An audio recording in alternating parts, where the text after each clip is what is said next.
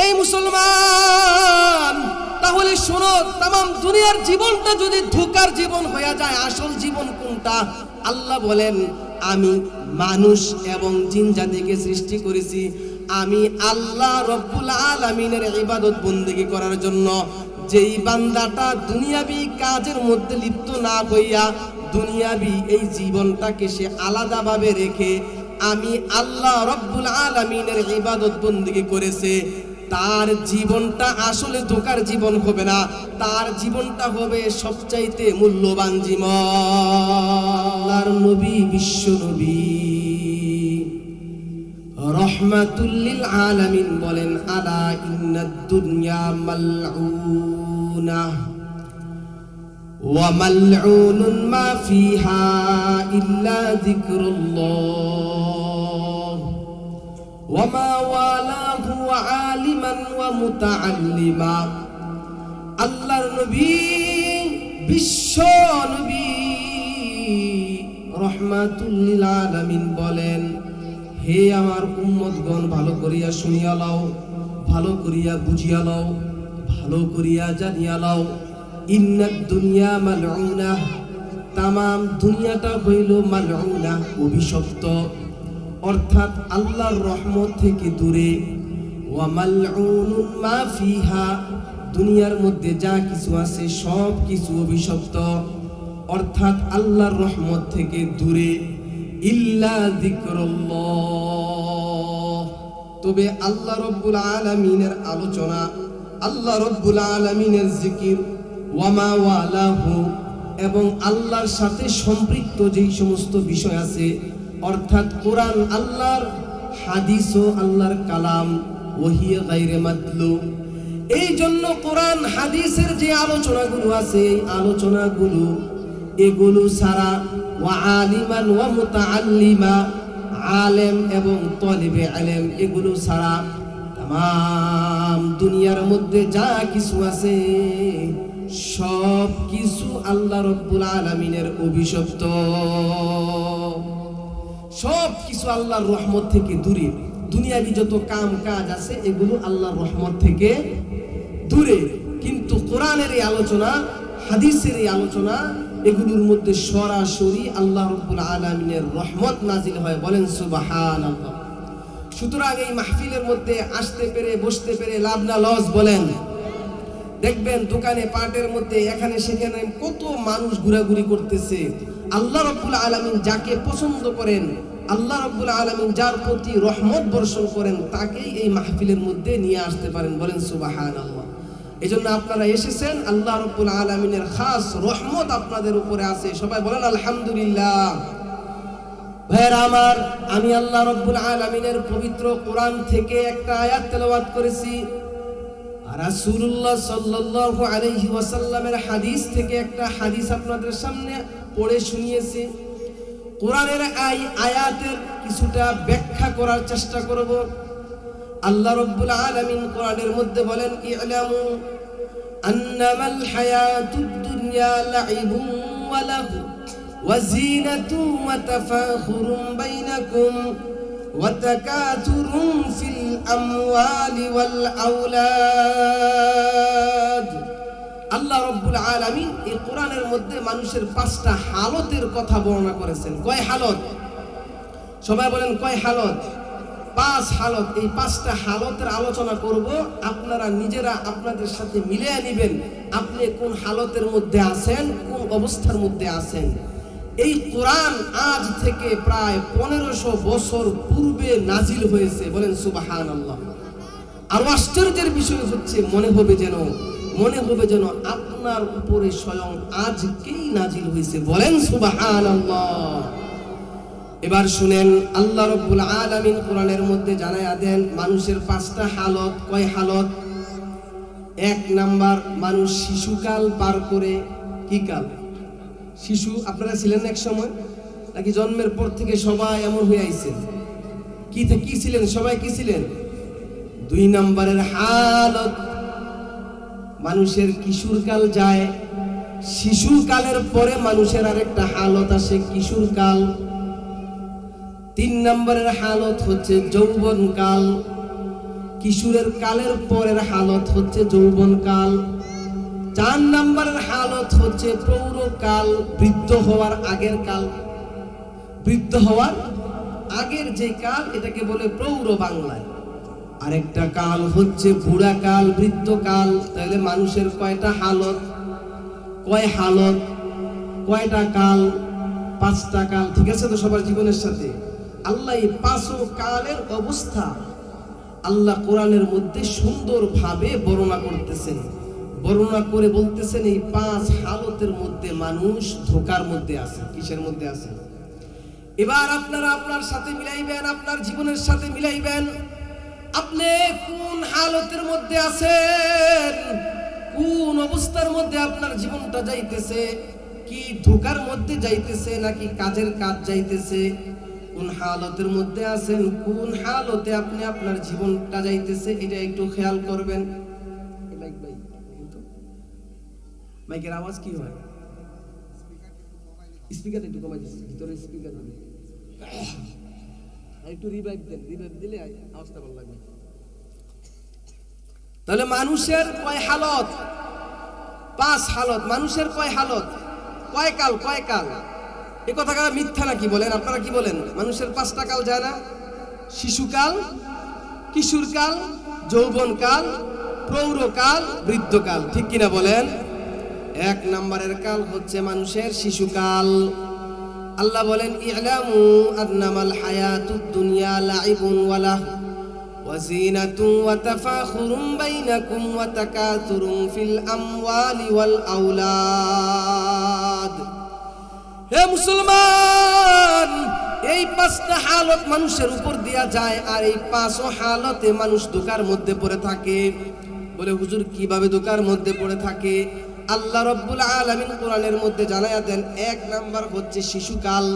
শিশুকাল এমন একটা কাল যেই কালের মধ্যে মানুষ ধোঁকার মধ্যে থাকে। কি ধোঁকা? এই সময় আল্লাহ বলেন লাইব, এমন একটা খেলার মধ্যে মানুষ লিপ্ত থাকে যেই খেলার মধ্যে কোনো প্রতিযোগিতা নাই। শিশুকালে মানুষ গাড়ি খেলে, গাড়ি নিজে নিজে চালায়, এই খেলার মধ্যে কোনো প্রতিযোগিতা নাই। আর মেয়ে শিশু হইলে পুতুল খেলে, এই পুতুলের মধ্যে কোনো ধরনের প্রতিযোগিতা নাই। সে নিজে নিজে খেলে, নিজে নিজেই সে এটাকে গুরুত্বপূর্ণ মনে করে। এই গাড়ি যদি তার সামনে থেকে নিয়ে যাওয়া হয়, শিশু বাচ্চাটা মাটির মধ্যে পড়ে হামাগুড়ি দেওয়া শুরু করে দেয়। কেন হামাগুড়ি দেয়?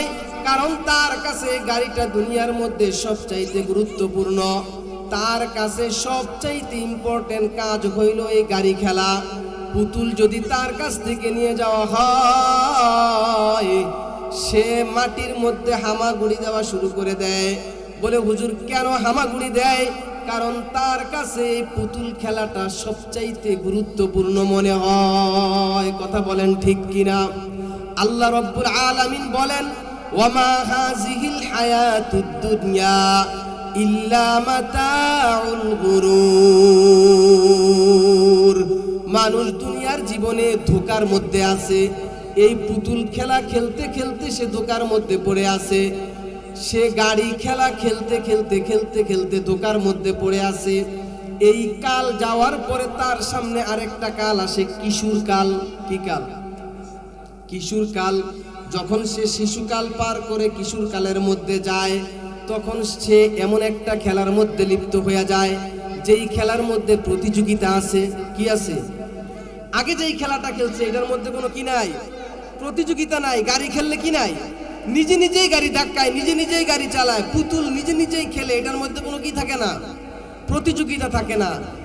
আর কিশোর কাল আসলে সে আরেক খেলার মধ্যে লিপ্ত হয়ে যায়। এই খেলার মধ্যে প্রতিযোগিতা আছে। কি আছে? প্রতিযোগিতা আছে।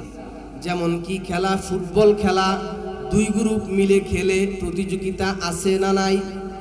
সবাই বলেন আছে না নাই?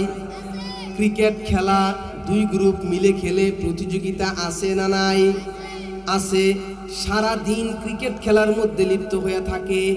বাবা সন্তানকে ডাক দেয়, খেলাধুলা ছেড়ে দিয়ে মাদ্রাসার মধ্যে যাও, খেলাধুলা ছেড়ে দিয়ে স্কুলের মধ্যে যাও। কিন্তু সন্তান পলাইয়া লুকোচুরি হইয়া স্কুল ফাঁকি দিয়া, মাদ্রাসা ফাঁকি দিয়া সে গিয়া ওই খেলার মাঠের মধ্যে পড়ে থাকে। কথা বলেন ঠিক কিনা? কারণ তার কাছে মনে হয় এই খেলা দুনিয়ার মধ্যে সবচাইতে গুরুত্বপূর্ণ কাজ। কথা বলেন ঠিক কিনা? এখন যদি তাকে এই খেলতে দেওয়া না হয়, তারপরের দিন সকালবেলা সে আর স্কুলে যাবে না, মাদ্রাসায় যাবে। তার কাছে মনে হয় দুনিয়াতে সবচাইতে গুরুত্বপূর্ণ কাজ, লেখাপড়া থেকেও গুরুত্বপূর্ণ কাজ হচ্ছে প্রতিযোগিতামূলক খেলার মধ্যে অংশগ্রহণ করা। কথা বলেন ঠিক কিনা? এখন আরেকটা খেলা বের হয়ে গেছে, এটা হচ্ছে মোবাইল খেলা। কি খেলা? মোবাইলের মধ্যে যুবকেরা আসক্ত হয়ে গেছে। এ যুবক, মোবাইল খেলার মধ্যে পড়ে আছে, এটার মধ্যে প্রতিযোগিতা আছে। এই খেলা খেলতে খেলতে খেলতে খেলতে তার সময় কোন দিক দিয়ে চলে যায় সে নিজেও জানে না। মোবাইলের ভিতরে গেমস খেলে, ফ্রি ফায়ার খেলে, পাবজি খেলে, এগুলো খেলে খেলে এগুলোর পিছনে টাকাও খরচ করে, জুয়াও খেলে। কথা বলেন ঠিক কিনা? সে এটা মনে করে তার দুনিয়ার মধ্যে সবচাইতে ইম্পর্টেন্ট কাজ হচ্ছে এই খেলা। ঠিক কিনা? এখন তারে যদি আইনা আপনি একটা গাড়ি দেন, সে খেলবে। একটা পুতুল যদি দেন, মুরব্বি খেলবে কেন? গাড়িটা আর পুতুলটা তার কাছে কোনো গুরুত্বপূর্ণ খেলায় না, এটা একটা অযথা কাজ, বেহুদা কাজ। কথা বলেন ঠিক কিনা? তার কাছে এখন সবচাইতে গুরুত্বপূর্ণ কাজ ফুটবল খেলা, ক্রিকেট খেলা, যেই খেলার মধ্যে কি আছে? প্রতিযোগিতা আছে। আল্লাহ রাব্বুল আলামিন বলেন, এই বান্দা এই কালের মধ্যে এসে ধোঁকার মধ্যে আছে। কারণ এই কাল পার হওয়ার পরে বান্দা যৌবন কালের মধ্যে চলে যায়। তখন তার কাছে পুতুল খেলা কোনো খেলা মনে হয় না, গাড়ি খেলা তার কাছে কোনো খেলা মনে হয় না। এ বাবা, এখন তার কাছে প্রতিযোগিতামূলক খেলাও তার কাছে খেলা মনে হয় না। এখন সে আরেক খেলার মধ্যে পড়ে গেছে, সেই খেলার নাম হচ্ছে যৌবনের খেলা। আল্লাহ কোরআনের মধ্যে বলেন, ওয়াজিনাতুন ফিল হায়াতিদ দুনিয়া, দুনিয়ার সাজ সজ্জার মধ্যে সে পড়ে গেছে। এইবার দেখবেন তার চুলের মধ্যে একটা কাটিং চলে এসেছে, তার জামার মধ্যে আলাদা আলাদা সুন্দর সুন্দর জামা পরা শুরু হয়ে গেছে, জুতার মধ্যে বিভিন্ন ব্র্যান্ডের জুতা দেখা যাইতেছে। এখন তার খেলাধুলা করার সময় নাই, এখন তার পুতুল খেলার সময় নাই, গাড়ি খেলারও সময় নাই, ফুটবল খেলারও সময় নাই। এখন তার কাছে সাজ সজ্জাটা সবচাইতে বেশি আকর্ষণীয় হয়ে দাঁড়া দিছে। ঠিক কিনা বলেন? এখন যদি তাকে গাড়ি খেলতে দেন, সে মনে করবে গাড়ি খেলে বাচ্চারা, এখন এই গাড়ি খেলার মধ্যে সময় নষ্ট করা অযথা হয়ে যাবে, বেহুদা হয়ে যাবে, অনর্থক কাজ হয়ে যাবে। কথা বলেন। আবার তার কাছে এখন ফুটবল খেলাও খেলা না, তার কাছে এখন নতুন নতুন বাইক নিয়ে ঘুরবে, এখানে যাবে সেখানে যাবে, আর মানুষকে সাজ সজ্জা করে দেখাইবে। উমুকের কাছে সকালবেলা বিচার নিয়ে আসে, উমুক ছেলেটা উমুক মেয়েকে যৌন হয়রানি করেছে, ডিস্টার্ব করেছে, ইপটিজিং করেছে। কথা বলেন ঠিক কিনা? এই সময়টা তার যৌবন কাল চলে, সে কাক দেখলেও এখন কুকিল মনে করে। কথা বলেন ঠিক কিনা? এ ভাই, আল্লাহ রাব্বুল আলামিন বলেন, এই বান্দা এই হালতের মধ্যে পড়ে ধোঁকার মধ্যে আছে, কারণ আসল কাজ তার এইটাও না। এই কালের মধ্যে সে থাকা অবস্থায় সে মনে করতেছে এই দুনিয়ার মধ্যে সবচাইতে গুরুত্বপূর্ণ কাজ হচ্ছে সাজসজ্জা করা, এই দুনিয়ার মধ্যে সবচাইতে গুরুত্বপূর্ণ কাজ হচ্ছে রিলেশন করা, প্রেম প্রীতি করা। এই জন্য দেখবেন যদি প্রিয় মানুষরে না পায়, গাছের মধ্যে ফাঁসি দিয়াও দুনিয়া থেকে চলে যায়। কথা বলেন ঠিক কিনা? তার কাছে এখন গুরুত্বপূর্ণ, সবচাইতে গুরুত্বপূর্ণ কাজ এটা মনে হয়। আল্লাহ রাব্বুল আলামিন আয়াতের পরের অংশের মধ্যে বলেন, ওয়াতাফাখুরুম বাইনাকুম ওয়া তাকাসুরুম ফিল আমওয়ালি ওয়াল আওলাদ। আল্লাহ রাব্বুল আলামিন বলেন, এই কাল পার করার পরে তার সামনে আরেকটা কাল আসে। এই কালের নাম হচ্ছে প্রৌঢ়কাল, ক্যারিয়ার গঠন করার কাল। কি কাল? ক্যারিয়ার গঠন করার কাল। এখন সে আর তার কাছে ওই শিশুকালের গাড়ি খেলা তার কাছে গুরুত্বপূর্ণ না, অথচ একসময় এই গাড়ি খেলা দুনিয়ার মধ্যে সবচাইতে গুরুত্বপূর্ণ কাজ ছিল। ঠিক না? গাড়ি যদি নিয়ে যাইতেন, সাথে সাথে সে কি করতো? মাটির মধ্যে হামাগুড়ি দিয়ে দিত, ক্রিকেট খেলা সবচেয়ে গুরুত্বপূর্ণ ছিল। মা তারে খাবারের জন্য ডাকতো, মা তারা আইসা বলতো তুই সারাদিন খেলিস, খালি মাঝখানে আইসা খাবারটা খাইয়া যা। খাবার খাওয়ারও সময় নেই, মাঠের মধ্যে রোদের মধ্যে সবসময় পড়ে থাকতো, ঠিক কিনা বলেন? কিন্তু এখন প্রৌঢ়কাল চলে আসছে, কেরিয়ার গঠন করার কাল চলে আসছে। এই বান্দা এখন সব সময় কেরিয়ার নিয়ে চিন্তা করতেছে, খালি টাকা টাকা টাকা আর টাকা। হালাল পথে টাকা ইনকামের যত পথ আছে সেগুলো অবলম্বন করে, হালাল পথে যদি টাকা পয়সা ইনকামের পথ না থাকে, হারাম পথে যাইতেও সে আর কোনো দ্বিধা করে না। এখন তার সামনে ব্যবসা বাণিজ্য সুন্দর হইয়া ধরা দেয়, তার সামনে চাকরি বাকরি সুন্দর হইয়া ধরা দেয়। এ ভাই, সকাল 8টা বাজে ঘর থেকে বের হয়, রাতের 8টা বাজে ঘরের মধ্যে বের হয়, আবার ঢুকে, আবার অনেক সময় এক সপ্তাহ দিনের বেলায় ডিউটি করে, রাতের বেলায় আবার ডিউটি শুরু হয়ে যায় আরেক সপ্তাহে। রাতের 8টা বাজে সে অফিসের মধ্যে গিয়ে ঢুকে, সকাল 8টা বাজে অফিস থেকে সে বের হয়। সারাদিন অফিস আদালতের মধ্যে ঘুরতে ঘুরতে তার সময় শেষ হয়ে যায়। সে মনে করে এখন যদি আমি টাকা পয়সা ইনকাম করতে না পারি, আর কোনো কালে টাকা পয়সা ইনকাম করা যাবে না। দুনিয়ার মধ্যে সব চাইতে দামি ইম্পর্টেন্ট কাজ হইল টাকা পয়সা ইনকাম করা, ঠিক কিনা বলেন? এখন তার কাছে সবচাইতে গুরুত্বপূর্ণ কাজ টাকা পয়সা ইনকাম করা। এখন আর তার সাজসজ্জা নাই, চুল কাটার সময় পায় না। ঘরের মধ্যে যে জামাটা পরে বের হইছে, স্ত্রী ডাক দিয়া বলে তোমার জামা তো ময়লা হয়ে গেছে। হোক, সমস্যা নাই। এখন আর সুন্দর সুন্দর জামা পরারও কোনো দরকার হয়? জুতাগুলো বের হওয়ার সময় পুরাতন জুতা যেগুলো আছে এগুলো নিয়েই বের হয়। নতুন জুতা কেনারও সময় নাই, নতুন জুতা পরারও কোনো কি থাকে না, স্বাদ আল্লাহ থাকে। এখন তার কাছে সবচেয়ে গুরুত্বপূর্ণ কি কাজ? টাকা পয়সা ইনকাম করা।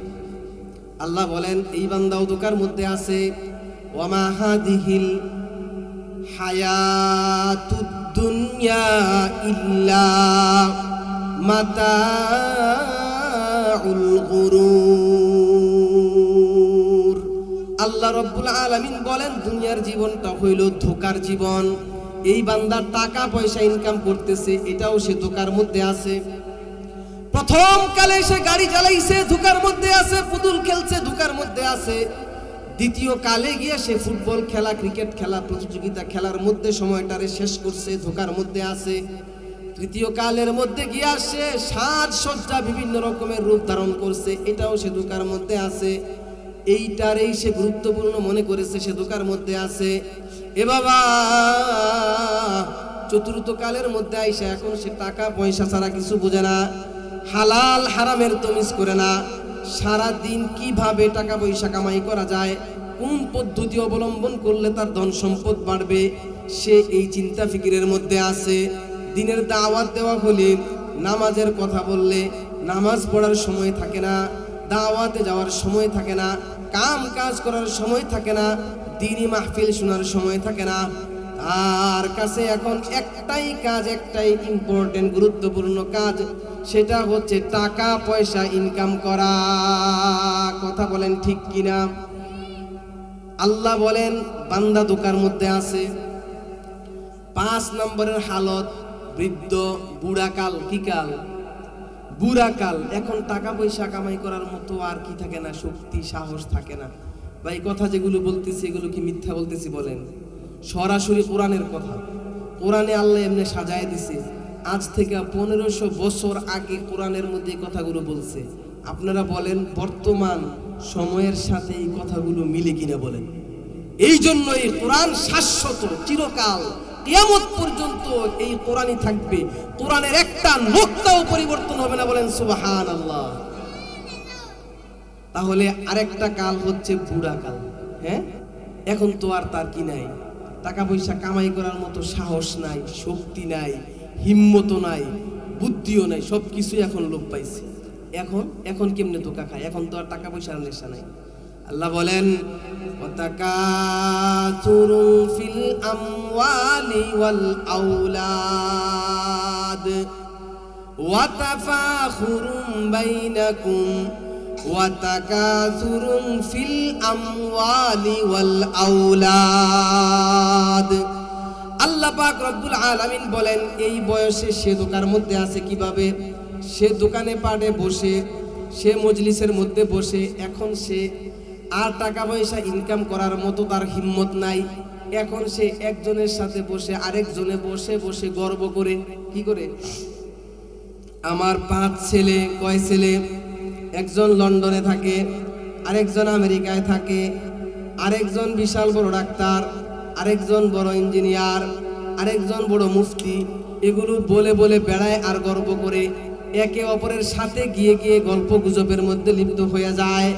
আমার নাতিপুতি এতজন, সব নাতিপুতিগুলো আলহামদুলিল্লাহ প্রতিষ্ঠিত হয়ে গেছে। এইভাবে একে অপরের সাথে গিয়ে সারাদিন গল্প গুজবের মধ্যে সময়টা ব্যয় করে দেয়, ঠিক কিনা বলেন? বাস, সেও ধোকার মধ্যে আছে।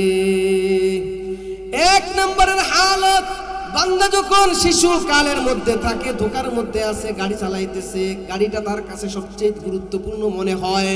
2 নম্বরের হালত, সে প্রতিযোগিতামূলক খেলার মধ্যে আছে, এইটা সে ধোকার মধ্যে আছে। বলে কিভাবে বুঝছে?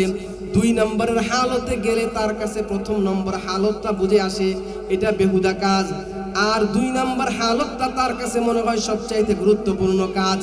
আবার 3য় স্তরে বান্দা যখন যায়, তার কাছে মনে হয় দুনিয়ার 1ম স্তরটা আসলে বেহুদা ছিল, 2য় স্তরটা আসলে বেহুদা ছিল, 3 নম্বর যেই কাজ সেটা হইল সবচাইতে গুরুত্বপূর্ণ কাজ। 4 নম্বর হালতের মধ্যে বান্দা যখন যায়, পিছনের 3টা হালত তার কাছে মনে হয় অযথা ছিল, বেহুদা ছিল। 4 নম্বর টাকা পয়সা কামাই করা, এটা হচ্ছে সবচাইতে গুরুত্বপূর্ণ কাজ। 5 নম্বর হালতের মধ্যে বান্দা যখন যায়, বান্দা 5 নম্বর হালতের মধ্যে গেলে এখন আর টাকা পয়সা কামাই করার শক্তি সাহস নাই। তার কাছে মনে হয় আসলে আমার শক্তি থাকা অবস্থায় যৌবনকালে আরেকজনের ক্ষেত যদি আমি বেশি বেশি না ডাকাইতাম তবুও আমার জীবন চলে যাইতো, অমুকের টাকা যদি আমি আত্মসাৎ নাও করতাম তবুও আমার দিন চলে যাইতো। মনে হয় জীবনে ওইটা ভুল করছিলাম। তার কাছে 4টা হালত মনে হয় আমি ধোকার মধ্যে ছিলাম। 4টা হালতের মধ্যে যেই কাজগুলো করেছিলাম, এই কাজগুলো বেহুদা কাজ করেছি, অনর্থক কাজ করেছি। আল্লাহ রাব্বুল আলামিন বলেন এই বান্দারা যখন তার 2টা চোখ বন্ধ হয়ে যাবে, কবরের মধ্যে যখন সে পৌঁছে যাবে, দুনিয়ার 5টা হালত তার কাছে মনে হবে ধোঁকা। ওয়ামা হাদিহিল হায়াতুদ দুনিয়া ইল্লা মাতাউল গুরুর। আল্লাহ রাব্বুল আলামিন বলেন এই দুনিয়ার মধ্যে যে জীবনটা আছে, পুরাটা জীবন হচ্ছে ধোঁকার জীবন। কথা বলেন ঠিক কিনা? এবার আপনারা বলেন কে কোন হালতের মধ্যে আছেন আর কে কিভাবে ধোঁকার মধ্যে পড়ে আছে। সুতরাং একজন মানুষের জীবনের শুরু থেকে নিয়ে শেষ পর্যন্ত আমরা আসলে যে কাজগুলো করি, এই সবগুলো কাজ বেহুদা কাজ, অনর্থক কাজ। কিভাবে? একটা হালত পার হয়ে আরেকটা হালতে যাইবেন, বুঝতে পারবেন পিছনের হালতটা আসলে বেহুদা। আচ্ছা আপনারা বলেন বুড়াকালে এখন আপনাদের কাউকে যদি আমি একটা গাড়ি দিয়ে গাড়ি চালান, কেউ চালাইবেন? বলেন চালাইবেন। কিন্তু শিশুকালে ঠিকই এটা দুনিয়ার মধ্যে সবচেয়ে গুরুত্বপূর্ণ কাজ। কথা বলেন ঠিক কিনা?